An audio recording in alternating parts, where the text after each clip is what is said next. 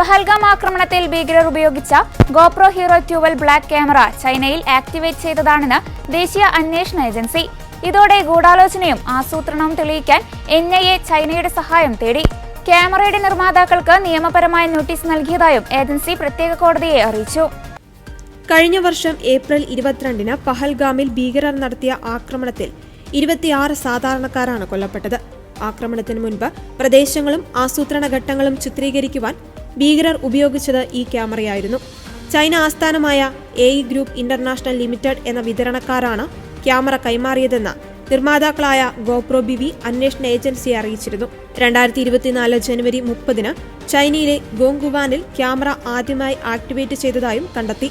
ക്യാമറയുടെ മറ്റ് ഇടപാട് വിശദാംശങ്ങൾ കൈവശമില്ലെന്ന് നിർമ്മാതാക്കൾ അറിയിച്ചിട്ടുണ്ടെന്നും ഏജൻസി വ്യക്തമാക്കി.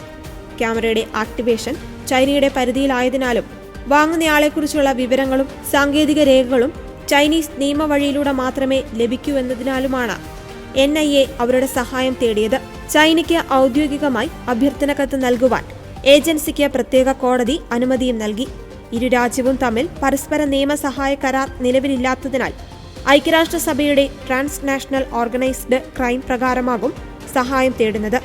പഹൽഗാം ആക്രമണത്തിൽ ഉൾപ്പെട്ട എല്ലാ ഭീകരരെയും സൈന്യം പിന്നീട് വധിച്ചിരുന്നു.